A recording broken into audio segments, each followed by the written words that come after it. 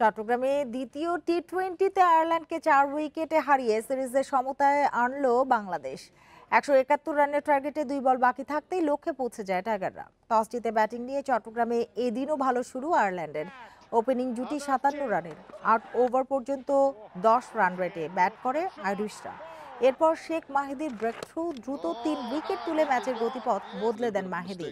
এরপর লরখান ঠকারের 41 রানে ভর করে চ্যালেঞ্জিং টার্গেট ছুড়ে দেয় আয়ারল্যান্ড। জবাবে ইমন তানজিদের ওপেনিং জুটি 26 রানে 17 করে রান আউটের শিকার হন তানজিদ। এরপর লিটনের সাথে ইমনের কার্যকর জুটি। ইমন 43 করে ফিরলে রানের চাকা সচল রাখেন লিটন। 50 করে ফেরেন টাইগার ক্যাপ্টেন। এরপর সাইফ, সোহান, হৃদয় দ্রুত আউট হলে চাপে পড়ে বাংলাদেশ। চাপ সামলে টাইগারদের জয় এনে দেন সাইফুদ্দিন ও Mahidi. Oh, what a shot! Take that! Others chase.